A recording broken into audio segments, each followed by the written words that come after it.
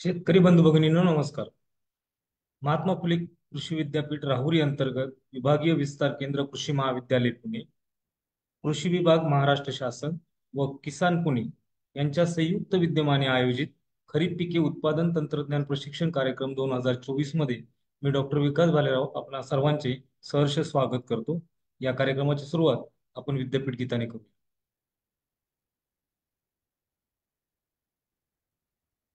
अन्नं बहुपूर्वित तदव्रतम्। जय जय जय हरित क्रांति, जय जय जय धवल क्रांति, हरित क्रांतीचे धवल क्रांतीचे कार्य जे करीतीनी, ते महात्मा फुले कृषी विद्यापीठ. पश्चिम महाराष्ट्र खानदेशात पसरविले कृषी उत्पन्न जाळे. आधुनिक कृषी तंत्रज्ञानाने निर्मिती भाजीपाला फुले फळे. सातपुडा सह्याद्री पर्वतरांगांवर, तापी गोदावरी मुळा कृष्णा काठावर, विश्वजन कल्याणासाठी रचिल्या अगणित विकास अगणित विकास. जय जय जय जय महात्मा फुले कृषी विद्यापीठ. माळरानी हिरवेगार गालीचे फुलवीती, शिक्षण विस्तार संशोधन ग्राम उन्नती, अन्न पशुधनाने दौलत वाढवीती. अभियंत्यांच्या अवजारांनी विविध प्रक्रिया घडती. जगी पडते झेंडा मानाचा, असे हे गौरवती, असे हे गौरवती. जय जय जय जय महात्मा फुले कृषी विद्यापीठ. जय जय जय जय महात्मा फुले कृषी विद्यापीठ.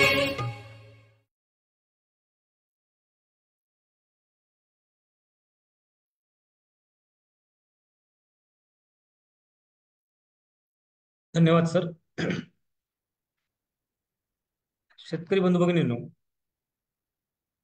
सध्या सुरू असलेल्या खरीप हंगामामध्ये महात्मा फुले कृषी विद्यापीठाने केलेले संशोधन शेतकऱ्यांच्या शेतापर्यंत पोहोचावे यासाठी महात्मा फुले कृषी विद्यापीठ राहुरीच्या आदरणीय कुलगुरू डॉक्टर प्रशांत कुमार पाटील सर यांच्या संकल्पनेतून आणि यांच्या मार्गदर्शनाखाली सदर खरीप पिके उत्पादन तंत्रज्ञान प्रशिक्षण कार्यक्रम 2024 चे आपण आयोजन केलेले आहे. या कार्यक्रमामध्ये आतापर्यंत आपल्या पश्चिम महाराष्ट्र तसेच पूर्ण महाराष्ट्रातील विविध प्रमुख खरीप पिकांचे उत्पादन तंत्रज्ञानावरती आपण व्याख्यात्यांना बोलवून आपण त्यांची व्याख्याने आयोजित केलेली आहे. आज दिनांक 2 जुलै 2024 रोजी आपण एका महत्वाच्या विषयावरती व्याख्यान आयोजित केलेलं आहे.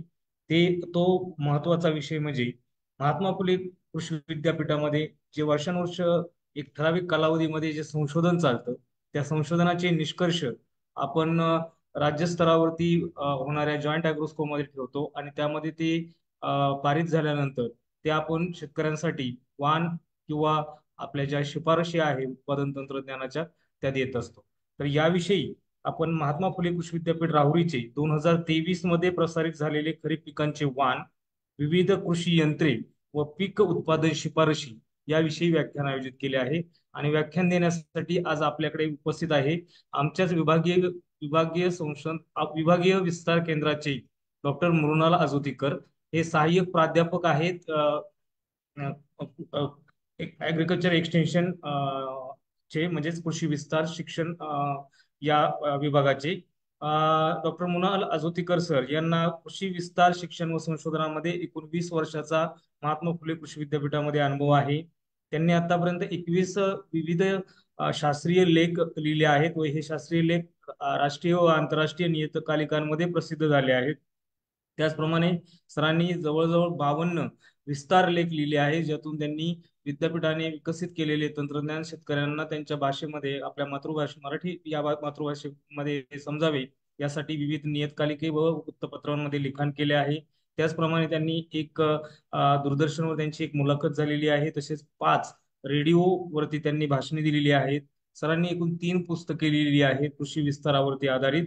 तसेच त्यांचे MSc कृषीचे 8 विद्यार्थी यांना त्यांनी मार्गदर्शन केलेले आहे.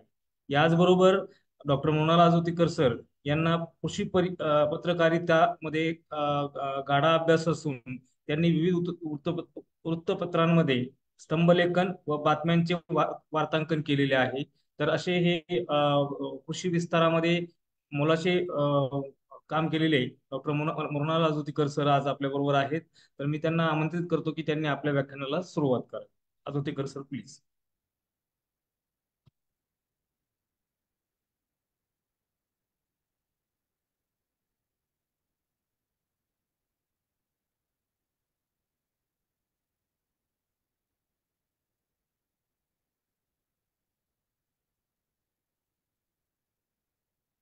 धन्यवाद बालेराव सर. आज मी आपल्या पुढे विषय घेऊन आलो आहे तो म्हणजे महात्मा फुले कृषी विद्यापीठाने सन 2023 मध्ये प्रसारित केलेले विविध पिकांचे वाण, विविध यंत्रे आणि केलेल्या विविध पीक उत्पादन तंत्रज्ञानाच्या शिफारशी.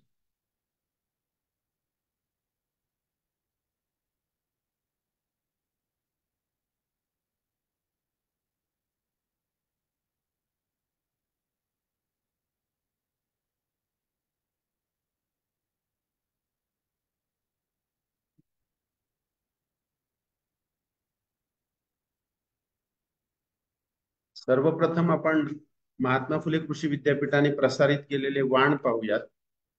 यामध्ये मागील वर्षी महात्मा फुले कृषी विद्यापीठाने भाताचा फुले कोलम हा वाण प्रसारित केलेला आहे. हा अधिक धान्य उत्पादन देणारा निमगर्भ प्रकारातला वाण आहे. ह्याचे दाणे आखूड व बारीक असून हा वाण संपूर्ण पश्चिम महाराष्ट्रात खरीप हंगामात लागवडीसाठी प्रसारित केलेला आहे. याचे सरासरी उत्पादन 48 क्विंटल प्रति हेक्टर आहे व या वाणाचे उत्पन्न त्याचे जे तुल्य वाण आहेत कुंडलिका यापेक्षा 18% तर फुले राधापेक्षा 22% याचे उत्पादन अधिक आहे. हा मध्यम कालावधीत तयार होणारा भाताचा वाण आहे फुले कोलम. हा खोडकिडीस प्रतिकारक्षम असून तपकिरी ठिपके या रोगास देखील प्रतिकारक्षम आहे.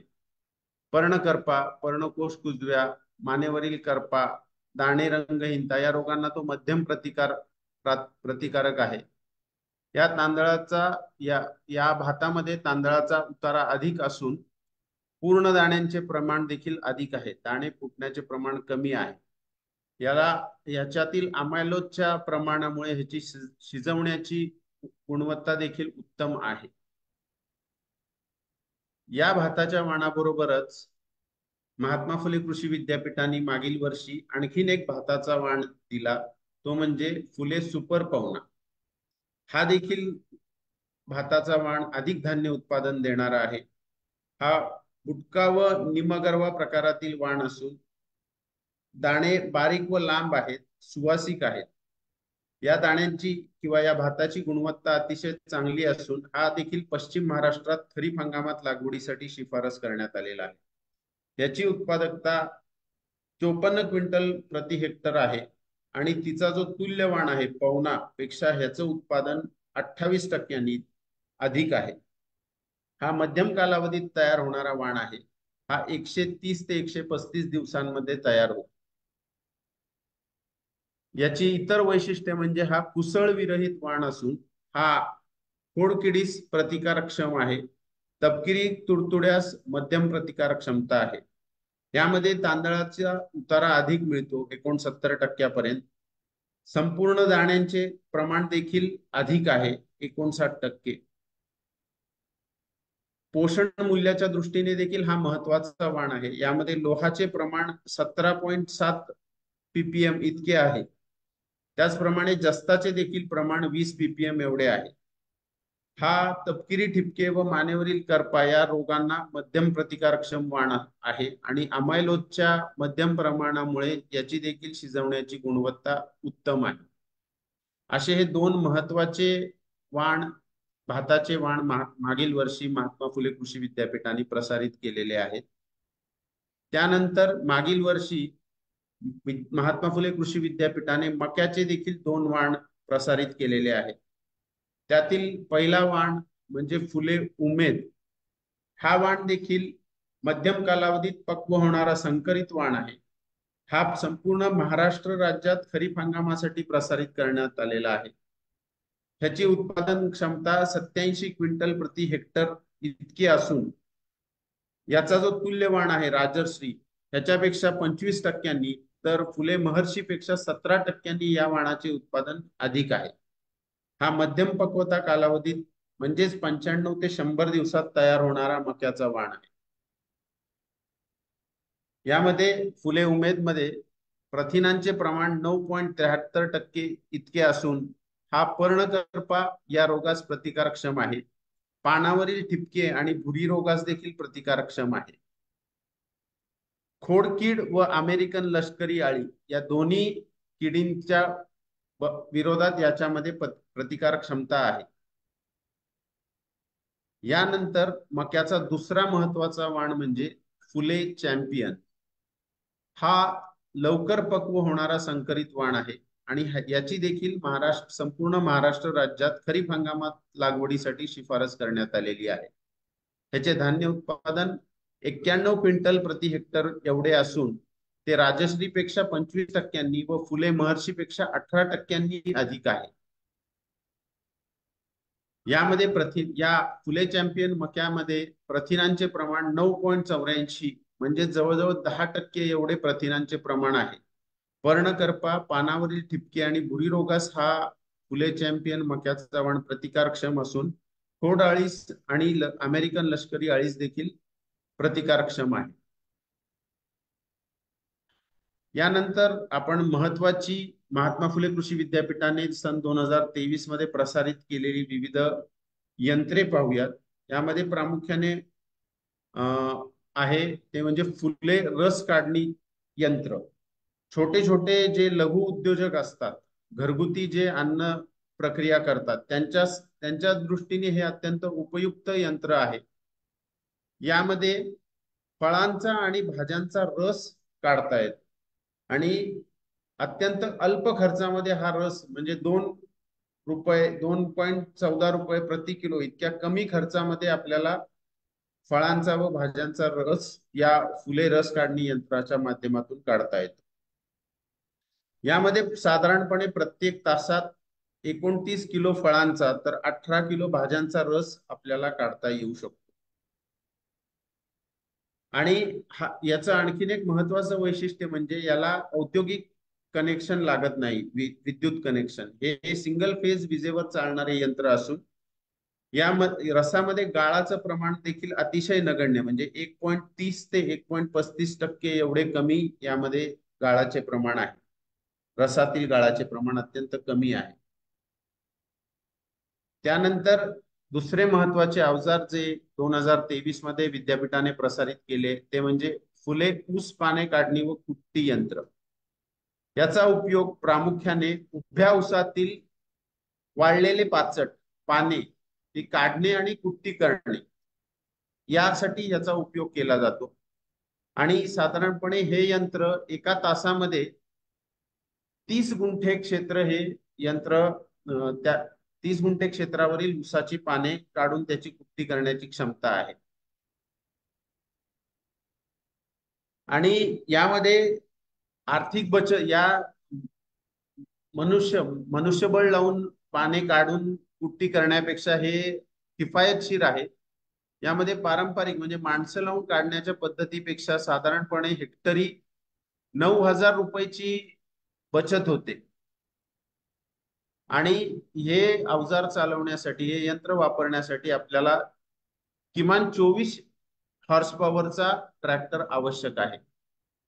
तर असं हे ऊस उत्पादक शेतकऱ्यांना अत्यंत उपयुक्त ठरणारं फुले ऊस पाने काढणी व कुट्टी यंत्र मागील वर्षी विद्यापीठाने प्रसारित केलेले आहे. त्यानंतर शेवटचे जे यंत्र मागील वर्षी प्रसारित केले ते म्हणजे फुले भुईमुग शेंगा फोडणी व वर्गवारी यंत्र. या यंत्राचं वैशिष्ट्य म्हणजे हे यंत्र केवळ भुईमुगाच्या शेंगा फोडूनच नव्हे तर त्यामध्ये अखंड दाणे ते त्यांच्या आकारमानानुसार वेगळं करणे, फुटके शेंगादाणे वेगळे करणे आणि टरफले वेगळे करणे, अशी तिन्ही कामं हे एकच यंत्र करते. आणि त्यामध्ये आपल्याला दाण्यांची फोडलेल्या शेंगादाण्यांची वर्गवारी करता येणं शक्य, यांत्रिक पद्धतीने करणं या यंत्राच्या मार्फत शक्य आहे. हे विद्युत मोटर चलित यंत्र आहे आणि साधारणपणे एका तासामध्ये 64 किलो शेंगा फोडण्याची या यंत्राची क्षमता आहे.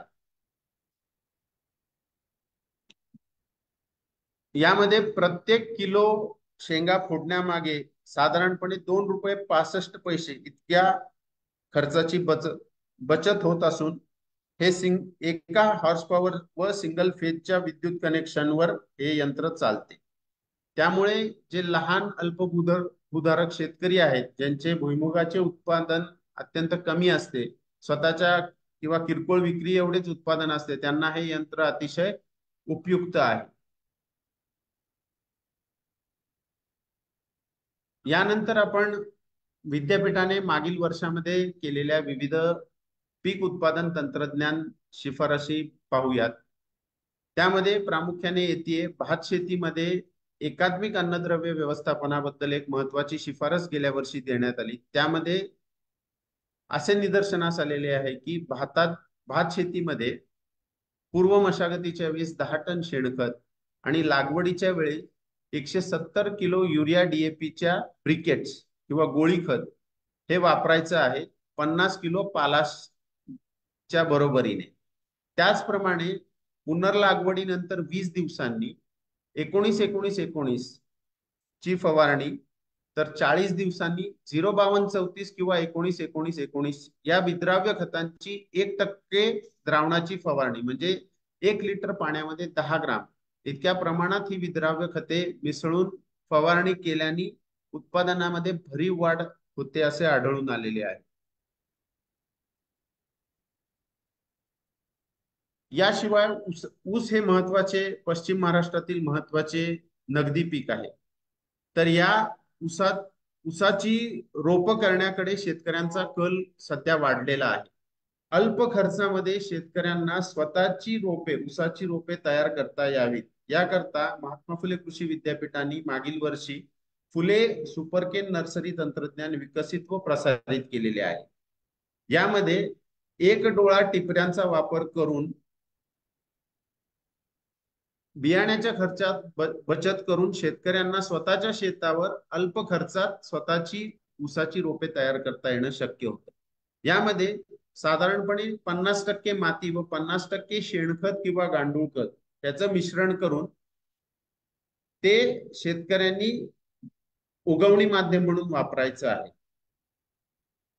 या माध्यमावर जेव्हा एक डोळ्याची टिपरी लागण करण्यापूर्वी त्या टिपरीला कार्बन डायझिम व मॅलाथिओन या रसायनांची बेणे प्रक्रिया करायची आहे आणि त्या बेणे प्रक्रियेनंतर बियाणे सावलीत अर्धा तास वाळवून झाल्यावर साधारण 100 ग्राम ऍसिटोबॅक्टर व 12.5 ग्राम TSB स्फुरद विरघळवणाऱ्या जीवाणूंच्या बेणे प्रक्रिया करायची आहे आणि मग हे एक डोळा टिपऱ्या या सुपर नर्सरीमध्ये वापरायचे आहेत. यामध्ये गादी वाफा तयार करून त्या गादी वाफ्यावर शेतकऱ्यांनी आपली जी खताची वापरून झालेली पोती असतात ती किंवा प्लॅस्टिकचा कागद पसरवायचा आहे आणि त्या कागदावर किंवा त्या वापरून झालेल्या खताच्या पोत्यांवर उगवणी माध्यम पसरवून घ्यायचं आहे आणि त्यामध्ये त्या उगवणी माध्यमावर ऊसाच्या बेणे प्रक्रिया केलेल्या एक डोळा टिपरी त्याच्यावर ठेवायच्या आहे. त्यानंतर गादी वाफ्याला पुरेसं पाणी देऊन त्यावर पाचटाचे त्या गादी वाफ्यावर ज्याच्यावर एक डोळा टिपऱ्या लावलेल्या आहेत त्याच्यावर पाचटाचं किंवा काळ्या प्लास्टिकच्या कागदाचं आच्छादन करायचं आहे आणि हे आच्छादन 7 दिवस झाकून ठेवायचे आहे. त्यामुळे उगवण जी आहे एक डोळा टिपऱ्यांची ती जोमानी होते आणि त्यानंतर मग 7 दिवसानंतर तो पाचट किंवा झाकलेला कागद काढायचा आहे आणि 7 दिवसांनंतर सूक्ष्म सिंचन पद्धतीने किंवा झारीने त्या रोपांना पाणी द्यायचं आहे. अशी रोपे साधारणपणे 25 दिवसांमध्ये लागवडीस अल्प खर्चात तयार, शेतकऱ्यांच्या शेतावर त्यांना स्वतःला अल्प खर्चात आणि हमखास तयार करता येतात. हे ऊस उत्पादक शेतकऱ्यांच्या दृष्टीने अतिशय महत्वाचं तंत्रज्ञान आहे, सुपर केन नर्सरी तंत्रज्ञान. त्यानंतर महत्वाची एक शिफारस आहे ती पुन्हा ऊस पिकातीलच आहे. सुरू ऊस पीक घेऊन त्याचे 2 सलग खोडवे घ्यायचे असतील तर त्याला ठिबक सिंचन पद्धतीने पाण्याची सोय करणे आणि खोडवा ऊसातील पाचटाचे व्यवस्थापन करण्यासाठी पाचट कुट्टी करायच्या यंत्राची वापर करणे गरजेचे आहे, उत्पादनामध्ये सातत्य राखण्याच्या दृष्टीने. ही सुरू ऊसाबद्दलची महत्वाची शिफारस आहे. त्यानंतर चाऱ्यासाठी मका पिकाची शिफारस आहे ती खत व्यवस्थापनाबद्दल आहे, अन्नद्रव्य व्यवस्थापनाबद्दल.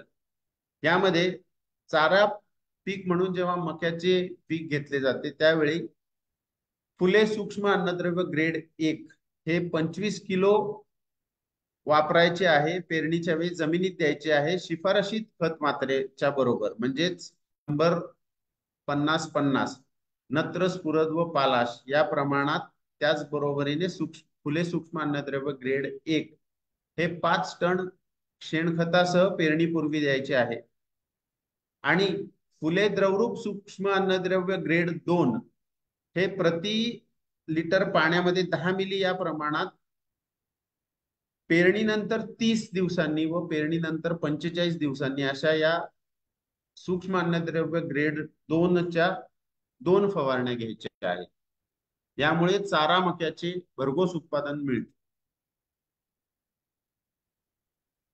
त्यानंतर एक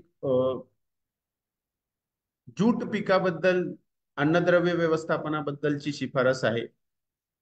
तागाच्या पिकासाठी, तागाच्या बियाणे उत्पादनासाठी आणि आर्थिक फायद्यासाठी शिफारस केलेली जी नत्राची मात्रा आहे ती शहरी कंपोस्टच्या माध्यमातून व उरलेले 75% नत्र, 100% स्फुरद आणि 100% पालाश याच्या बरोबरीने 5 किलो मॅग्नेशियम सल्फेट प्रति हेक्टरी देण्याची शिफारस जूट पिकामध्ये करण्यात आलेली आहे.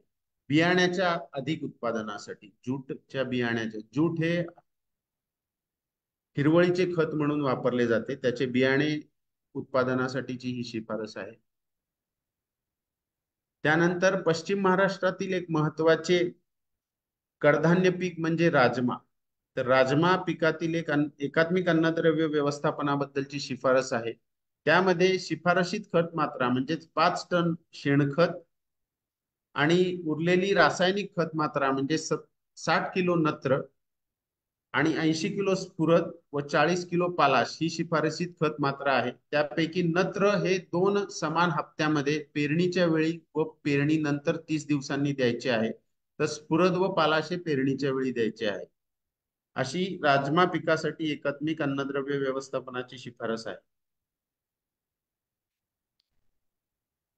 कृष्णा नदीच्या काठावर काही प्रमाणात बासमती 370 हा भात पिकाचा वाण घेण्यात येतो. या वाणाचे अधिक उत्पादन मिळवण्याच्या दृष्टीने बासमती 370 भाताची लागण भाताची टोकण पेरणी 25x25 सेंटीमीटर अंतरावर करून शिफारशीत खत मात्रा जी आहे भात पिकाची 100-50-50 नत्र, स्फुरद, पालाश ही 120% द्यायची आहे. म्हणजेच 125 किलो नत्र, 62.5 किलो स्फुरद व 62.5 किलो पालाश या प्रमाणात खताची, रासायनिक खतांची मात्रा वाढीव देण्याची आहे. त्यामुळे बासमती 370 या भात पिकाचे उत्पादन वाढते असे आढळून आलेले आहे. यानंतर एक महत्वाची शिफारस आहे ती म्हणजे महात्मा फुले कृषी विद्यापीठामध्ये केलेल्या संशोधनाच्या आधारे रब्बी हंगामात जिथे 2 पाट पाण्याची सोय आहे तिथे गहू पिकाच्या ऐवजी करडई अथवा ज्वारी अथवा हरभरा पिकाची लागवड केली तर ती गव्हापेक्षा जास्त फायदेशीर असते असे दिसून आलेले आहे. त्यामुळे जिथे 2 पाट पाण्याची सोय आहे तिथे गहू पिकाच्या ऐवजी करडई, ज्वारी किंवा हरभरा पीक घेण्यात यावे अशी शिफारस आहे. यानंतर एक महत्वाची शिफारस आहे ती तूर पिकातील आंतरपिकांबद्दल आहे.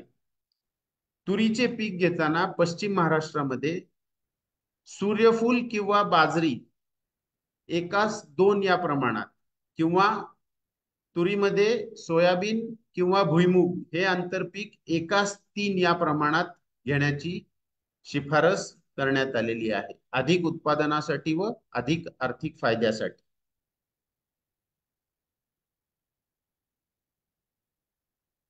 यानंतर राजमा पिकाचे उत्पादन उद्दिष्ट समीकरणानुसार खत व्यवस्थापनाबद्दल महत्वाची शिफारस आहे. विद्यापीठांनी अनेक पिकांमध्ये शेतकऱ्यांना अपेक्षित उत्पादन मिळवायचे असेल तर किती प्रमाणात खतांचा वापर करावा लागेल याकरता अपेक्षित उत्पादन समीकरणे विकसित केलेली आहेत. तीच या गेल्या वर्षी 2023 मध्ये राजमा पिकाकरता विकसित करण्यात आले असून त्यामध्ये शेणखत वापरले असता नत्र स्फुरद पालाश किती प्रमाणात हेक्टरी वापरावे किंवा शेणखत वापरले नसताना किती प्रमाणात नत्र स्फुरद पालाश वापरावे याकरताचे कोष्टक किंवा इक्वेशन विकसित केलेले आहे. त्यानंतर पुनर्लागवड भात पिकासाठी भात पिकामध्ये जीवाणू खतांचा वापर अतिशय फायदेशीर ठरतो. तरी पुनर्लागवडीच्या भात पिकाकरता कोणती जैविक खते वापरावीत याबद्दलची शिफारस आहे. भाताच्या रोपवाटिकेमध्ये प्रति 10 गुंठे क्षेत्राकरता 1 किलो आर्बस्क्युलर मायकोरायझल बुरशी AMF ची मात्रा देण्यात यावी.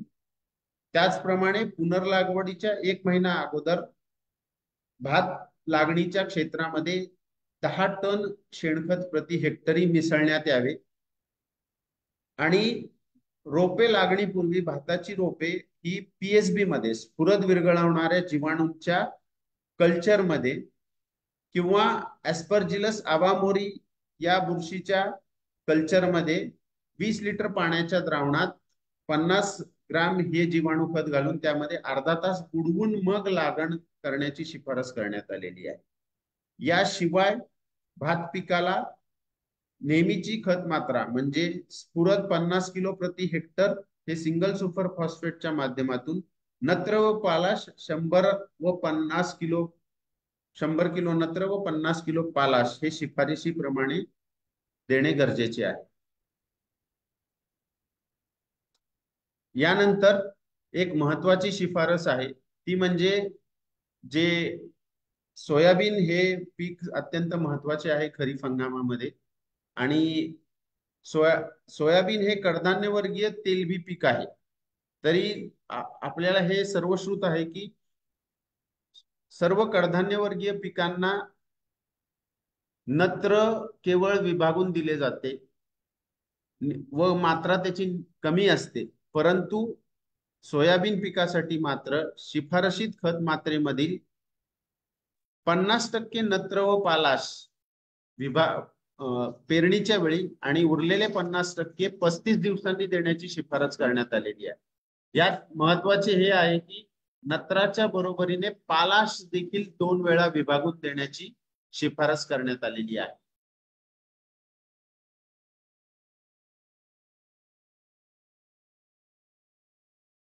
केळी पिकातील अन्नद्रव्य व्यवस्थापनाबद्दलची एक महत्वाची शिफारस आहे.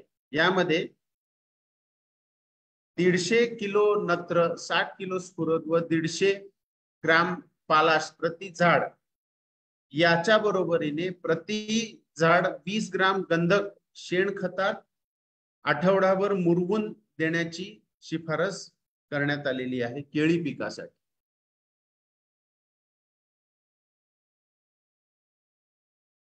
याचबरोबर केळी पिकातील आणखीन एक महत्वाची शिफारस म्हणजे घड निसवणीच्या वेळेस पाण्याचा ताण होऊन घड लहान निसवणे टाळण्यासाठी ऍसिटिल सॅलिसिलिक आम्ल 0.1 मिली मोलर म्हणजेच 18 मिलीग्राम प्रति लिटर पाण्यात घालून केळी पिकावर फवारणीची शिफारस करण्यात आलेली आहे.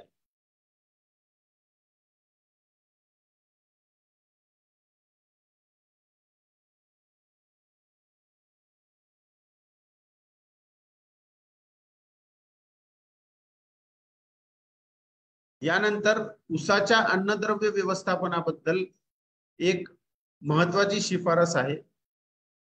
पूर्व हंगामी ऊसाचे अधिक उत्पादन आणि नफा मिळवण्यासाठी शिफारशीत अन्नद्रव्य मात्रेच्या 60% म्हणजेच 240 किलो नत्र, 102 किलो स्फुरद व 102 किलो पालाश प्रति हेक्टरी, 25 टन शेणखतासोबत पाण्यात विरघळणारे सूक्ष्म अन्नद्रव्य ग्रेड 1 25 किलो प्रति हेक्टरी या प्रमाणात द्यायचे आहे. हे सूक्ष्म अन्नद्रव्य ग्रेड 1 हे लागवडीच्या वेळी व लागवडीनंतर 60 दिवसांनी, 120 दिवसांनी आणि 180 दिवसांनी अशा 4 वेळा विभागून ठिबक सिंचनाद्वारे देण्याची शिफारस करण्यात आलेली आहे.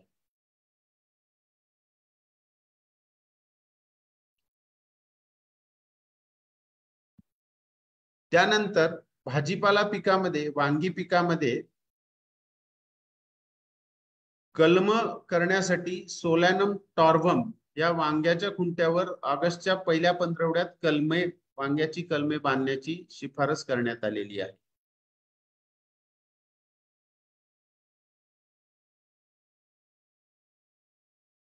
बटाटा पिकाच्या उत्पादनासाठी आणि अधिक उत्पादनासाठी लागवडीनंतर 80 ते 85 दिवसांनी बटाट्याची झाडे जमिनीलगत कापून बटाटे 10 दिवस तसेच जमिनीत राहू देऊन 10 दिवसांनंतर काढण्याची शिफारस करण्यात आलेली आहे. वांगी पिकाबरोबरीनेच टोमॅटोच्या देखील फुले राजा या संकरित वांग्याच्या सोलॅनम टॉर्वन या खुंटावर कलम करण्याची शिफारस करण्यात आलेली आहे.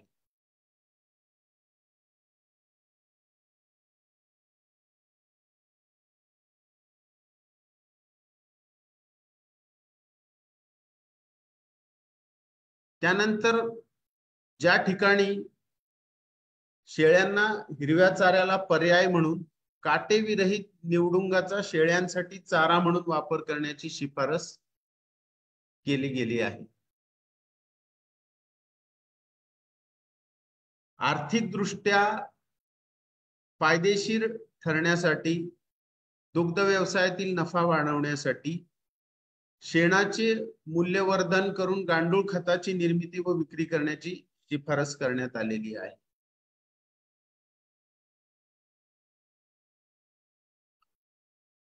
यानंतर गांडूळ खताचे अल्प अवधीत अधिक उत्पादन मिळवण्यासाठी, कमी खर्चात अधिक उत्पादन मिळवण्यासाठी कोणतेही बांधकाम नसलेले व खाली मुरमाड जागी असलेले वाफे गांडूळ खत निर्मितीसाठी वापरावे अशी शिफारस करण्यात आलेली आहे.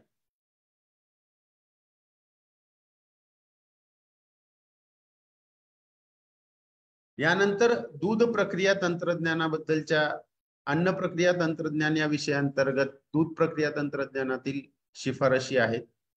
यामध्ये बर्फी तयार करण्यासाठी वापरलेल्या खव्याच्या वजनाच्या 10% नागवेलीच्या पानांचा अर्क वापरण्याची आणि 28% साखर वापरण्याची शिफारस केली आहे, ज्यामुळे बर्फीची टिकाऊ क्षमता 6 दिवसांपर्यंत वाढते.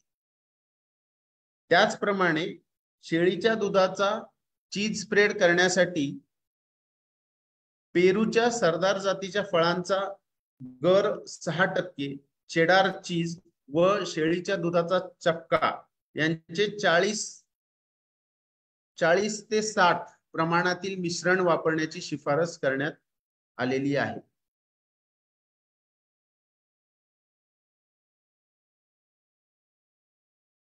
पुढील अन्न प्रक्रिया तंत्रज्ञानातील महत्वाची शिफारस म्हणजे ज्वारीपासून कुरडई तयार करण्यासाठी 10 ग्राम ज्वारीचा स्टार्च, 2 ते 3 ग्राम चवीनुसार मीठ व 200 ते 300 मिलीलिटर पाणी वापरून हे मिश्रण जेल तयार होईपर्यंत गरम करून सोऱ्याच्या मदतीने कुरडया तयार करून सूर्यप्रकाशात वाळवण्याची शिफारस करण्यात आली आहे.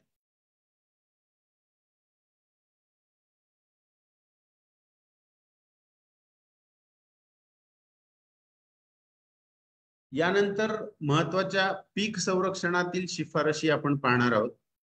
त्यामध्ये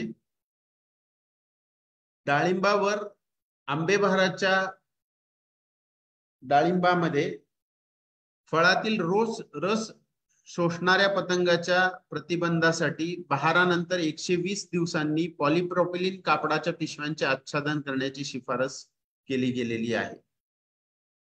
डाळिंबावरील फळ पोखरणाऱ्या अळीच्या नियंत्रणासाठी सायंट्रिनिलीप्रोल 10.26 ओडी 9 मिली प्रति 10 लिटर पाण्यात मिसळून फळधारणेच्या वेळेस 50% व दुसरी फवारणी गरजेनुसार करण्याची शिफारस डाळिंबावरील फळ पोखरणाऱ्या अळीच्या नियंत्रणासाठी करण्यात आलेली आहे.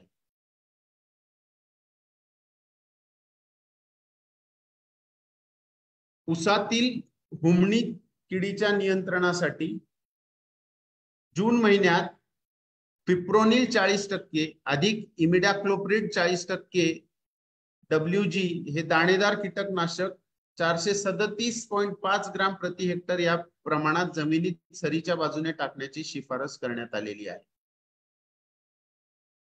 त्याचप्रमाणे हरभरा पिकाचे किफायतशीर उत्पादन मिळवण्याकरता आणि नत्र स्फुरद पालाश खतांची बचत 25% बचत करण्यासाठी महात्मा फुले कृषी विद्यापीठाने विकसित केलेले संयुक्त जीवाणू संवर्धन खत म्हणजे मायक्रोबियल कन्सोर्शियम, ज्यामध्ये रायझोबियम, स्फुरद विरघळवणारे जीवाणू आणि पालाश वहन करणारे जीवाणू हे प्रति किलो बियाण्यास 25 ग्राम या प्रमाणात बेणे प्रक्रिया करून वापरण्याची व शिफारसीत खत मात्रा 75% केवळ वापरण्याची म्हणजे 25% कमी करण्याची शिफारस करण्यात आलेली आहे.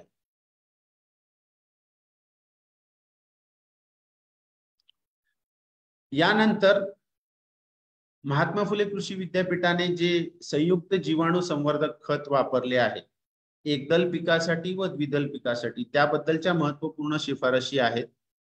ज्वारी पिकामध्ये देखील महात्मा फुले कृषी विद्यापीठ एकदल पिकासाठी विकसित केलेले संयुक्त जीवाणू संवर्धक खत, ज्यामध्ये ॲझोटोबॅक्टर, स्फुरद विरघळवणारे जीवाणू व पालाश वहन करणारे जीवाणू याची प्रक्रिया प्रति किलो बियाण्यास 25 ग्राम या प्रमाणात करून खतांची मात्रा 25% कमी म्हणजे शिफारसीत खत मात्रेच्या केवळ 75% खत वापरण्याची शिफारस ज्वारी पिकासाठी करण्यात आलेली आहे.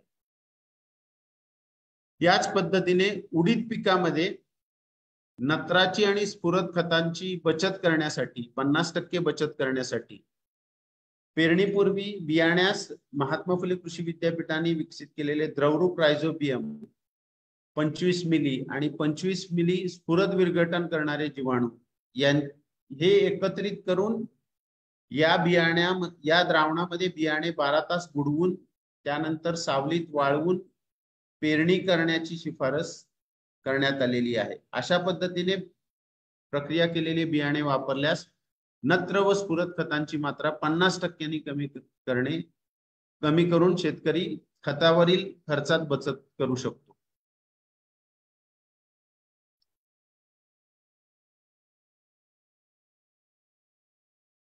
याचप्रमाणे महाराष्ट्रातील कोरडवाहू हरभरा पिकासाठी देखील नत्राची 50% बचत आणि स्फुरद खतांची 25% बचत करण्यासाठी बियाण्यास महात्मा फुले कृषी विद्यापीठाने विकसित केलेले द्रवरूप रायझोबियम आणि द्रवरूप स्फुरद विघटन करणारे जीवाणू प्रत्येकी 25 मिली या प्रमाणात घेऊन त्यामध्ये बियाणे 6 तास बुडवून सावलीत वाळवून पेरणी करून नत्र खताची मात्रा 50% तर स्फुरदाची मात्रा 25% कमी करण्याची शिफारस करण्यात आलेली आहे.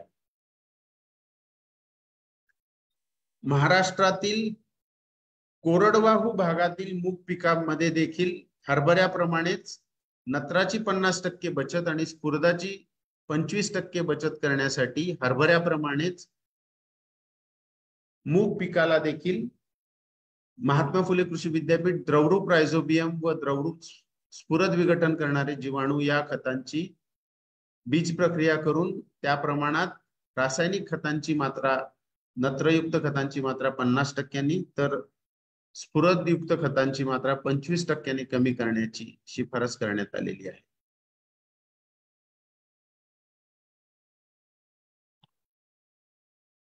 सुरू ऊस पिकासाठी देखील ऊस पिकाच्या सुरू हंगामातील लागवडीसाठी देखील महत्वाची बेणे प्रक्रियेची जीवाणू संवर्धक प्रक्रियेची शिफारस करण्यात आलेली आहे. यामध्ये शिफारसीत खत मात्रेच्या 25% नत्र खतांची तर 75% स्फुरद खत व 100% पालाश खतांचा वापर करायचा आहे. म्हणजेच नत्राची 25% बचत होणार आहे. 20 टन शेणखताबरोबर 1.25 किलो स्फुरद विरघळवणारे जीवाणूंची बेणे प्रक्रिया करून शिफारसीत खत मात्रेचा वापर करावयाचा आहे. त्याचप्रमाणे लागवडीनंतर 60 दिवसांनी ऊस पिकाच्या अंतर्गत भागात राहून नत्र स्थिर करणाऱ्या जीवाणू समूहाची कॉन्सोर्शियमची 3 लिटर प्रति हेक्टर 500 लिटर पाण्यामध्ये मिसळून ऊस पिकावर सकाळच्या वेळेस ऊसाच्या पानांवर फवारणी करण्याची शिफारस केली गेली आहे.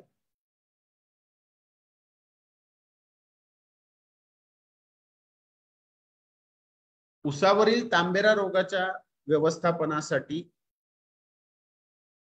ॲझोऑक्सिस्ट्रोबोन 18.2%, डायफेनकोनॅझोल 11.4% SC, 0.1%, 1 मिलीलीटर प्रति लिटर पाण्यामध्ये या संयुक्त बुरशीनाशकाच्या 3 फवारण्या रोगाची प्राथमिक लक्षणे दिसून आल्यानंतर 15 दिवसांच्या अंतराने करण्याची शिफारस करण्यात आलेली आहे.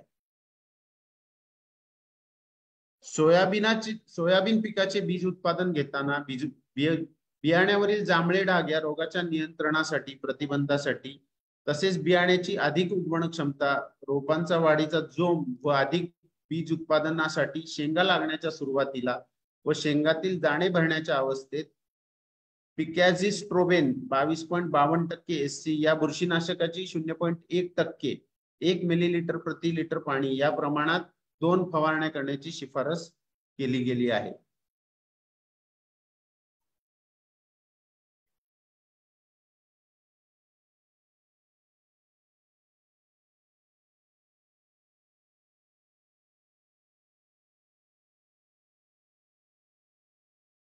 त्यानंतर महत्वाच्या अर्थशास्त्रातील शिफारशी आहेत.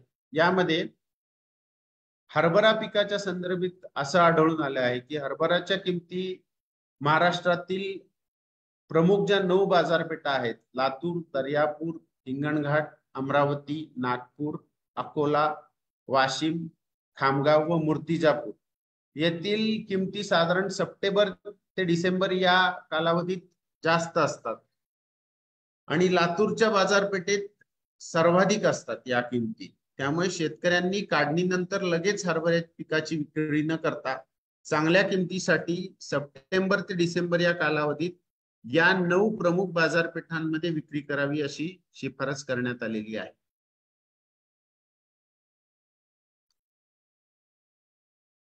महाराष्ट्रातील कोरडवाहू क्षेत्राचे प्रमाण आणि वाढते हवामान बदलाचा परिणाम याचा विचार करता कोरडवाहू क्षेत्रातील शेतकऱ्यांनी शेतीबरोबर दुग्ध व्यवसाय जोडधंदा म्हणून केल्यास त्यांना एकूण उत्पन्नात 23% वाढ होऊन जोखीम 21% कमी झाल्याचे आढळून आले आहे. त्यामुळे कोरडवाहू क्षेत्रात शाश्वत उत्पन्नाचा स्रोत आणि जोखीम कमी करण्यासाठी शेतकरी वर्गाला शेतीबरोबर दुग्ध व्यवसाय करण्यास प्रोत्साहन देण्याबाबत शिफारस करण्यात आलेली आहे.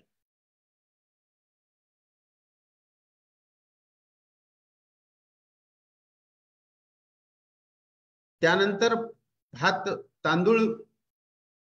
पिकाच्या बद्दलची एक महत्वाची शिफारस आहे. भारतातून होणारी बिगर बासमती तांदळाची निर्यात आंतरराष्ट्रीय व्यापार जोखमीसह स्पर्धात्मक आणि वैविध्यपूर्ण आहे.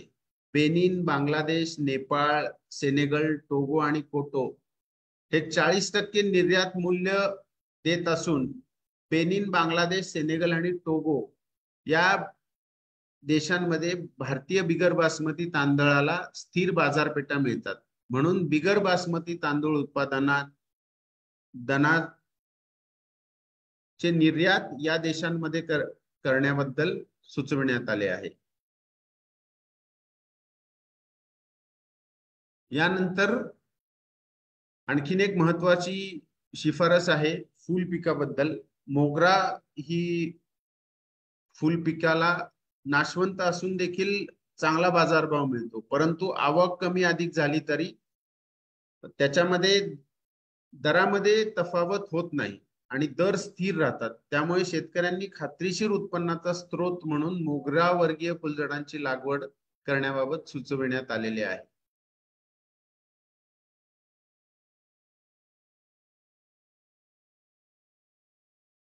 कृषी उत्पन्न बाजार समिती धुळे, नंदुरबार व जळगाव येथील अन्नधान्य पिकांच्या आवक व किमतीच्या मागील 11 वर्षातील अभ्यासातून असं दिसले आहे की बऱ्याच वेळा शेतकऱ्यांना केंद्र शासनाने वेळोवेळी जाहीर केलेल्या किमान आधारभूत किमतीपेक्षा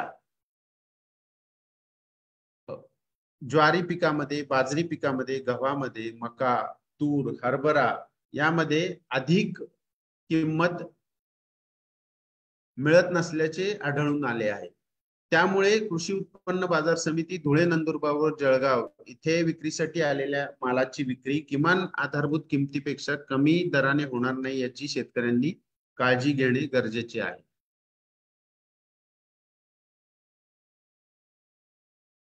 कृषी संख्याशास्त्र म्हणजेच स्टॅटिस्टिक्स मधील एक महत्वाची शिफारस आहे. अन्नद्रव्याच्या करता वापरलेल्या खर्चाच्या विश्लेषणातून असे दिसून आलेले आहे की राजमा पिकाला खते दिली असता किंवा खते वापरली नसताना देखील शेणखताच्या वापराच्या आधारे अपेक्षित उत्पन्न साध्य होऊ शकते व त्यात अपेक्षित उत्पन्न मिळवताना जमिनीची सुपीकता देखील टिकवता येते. त्यामुळे राजमा या पिकास अपेक्षित उत्पादन समीकरणाच्या आधारे शेणखत वापर करण्याची शिफारस करण्यात आलेली आहे.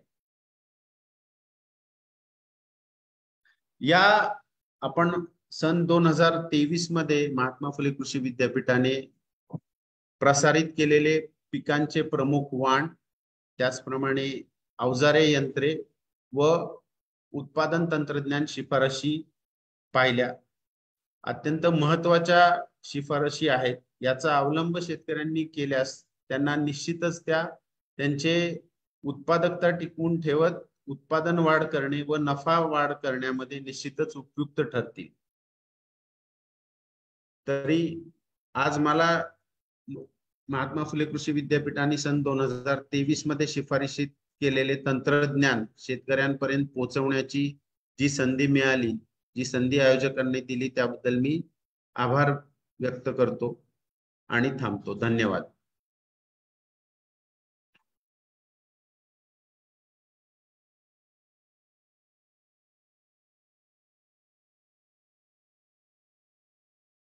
धन्यवाद सर. शेतकरी बंधूंना काय प्रश्न असतील तर कृपया विचारावे.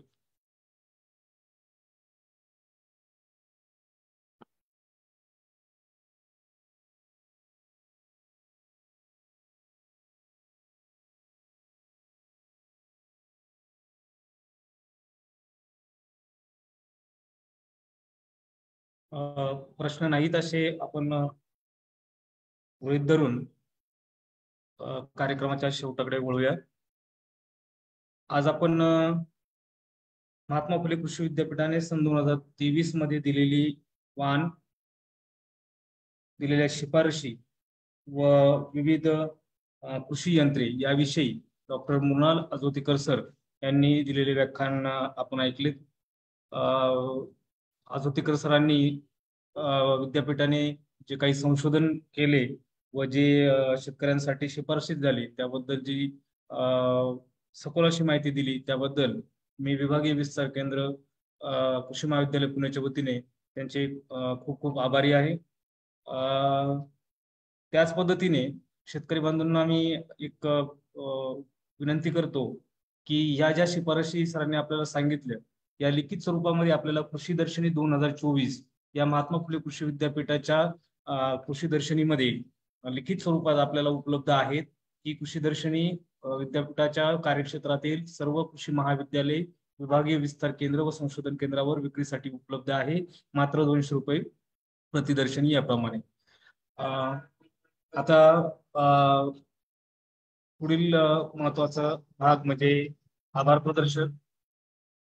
खरीप पिके उत्पादन तंत्रज्ञान प्रशिक्षण कार्यक्रम 2024 या कार्यक्रमाचे आपण महात्मा फुले कृषी विद्यापीठ राहुरी अंतर्गत विभागीय विस्तार केंद्र कृषी महाविद्यालय पुणे यांनी आयोजन केले आहे. सदर कार्यक्रमाची प्रस्तावना मी आपणास सांगितलीच आणि या प्रस्तावनेप्रमाणे या आपल्या महात्मा फुले कृषी विद्यापीठाचे सन्माननीय कुलगुरू डॉक्टर प्रशांत कुमार पाटील सर यांच्या मार्गदर्शनाखाली आपण हा कार्यक्रम आयोजित करतो आणि त्यांचं बहुमूल्य असं मार्गदर्शन आपल्याला या कार्यक्रमासाठी लाभते. त्यामुळे मी प्रथमतः आदरणीय डॉक्टर प्रशांत कुमार पाटील साहेब यांचे खूप खूप धन्यवाद व्यक्त करतो. त्याचप्रमाणे महात्मा फुले कृषी विद्यापीठाचे सर्व वरिष्ठ जे आहेत, ज्यामध्ये डॉक्टर गोरक्ष ससाने सर संचालक विस्तार शिक्षण, त्याचप्रमाणे डॉक्टर विठ्ठल शिर्के सर संशोधन संचालक, त्याचप्रमाणे डॉक्टर दिलीप पवार सर अधिष्ठाता कृषी व डॉक्टर महानंद माने सर सहयोगी अधिष्ठाता कृषी महाविद्यालय पुणे या सर्व वरिष्ठ अधिकाऱ्यांचे आम्हाला बहुमूल्य असे मार्गदर्शन या कार्यक्रमासाठी लाभते. या सर्वांचे मी या प्रसंगी आभार व्यक्त करतो. त्याचप्रमाणे या कार्यक्रमाचं मिनिट टू मिनिट असं जे काही सादरीकरण केलं जातं त्यासाठी मार्गदर्शन करणारे आमचे प्रमुख विस्तार कृषी विद्यापीठ विभागीय विस्तार केंद्र कृषी महाविद्यालय पुणेचे प्रमुख डॉक्टर सोमनाथ माने सर यांचेही या कार्यक्रमासाठी बहुमूल्य असे मार्गदर्शन लाभले. त्यांचे खूप खूप आभार. तसेच याचबरोबर हा कार्यक्रम आपण जो आयोजित केला आहे त्यामध्ये आपले जे काही 2 सहकारी आहेत, त्यामध्ये कृषी विभाग महाराष्ट्र शासन, मी कृषी विभाग महाराष्ट्र शासनातील सर्व वरिष्ठ अधिकारी कर्मचाऱ्यांचे आभार मानतो. त्याच पद्धतीनं ज्या प्लॅटफॉर्मचा वापर करून आज आपण शेतकऱ्यांपर्यंत दूरदृश्य प्रणालीने पोहोचतोय ते किसान पुणे यांचे किसान ऍप व झूम प्रणाली यांनी आपल्याला सुविधा उपलब्ध केली आहे. त्यामुळे मी किसान पुणे यांचेही या प्रसंगी आभार व्यक्त करतो.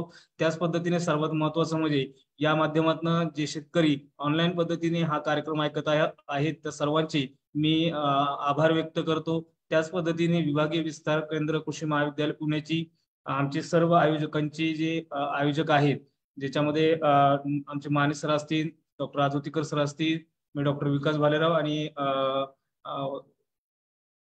सुनील जोगदड या सर्वांना मी यांचे सर्वांचे आभार व्यक्त करतो आणि हा कार्यक्रम इथेच संपला असे जाहीर करतो.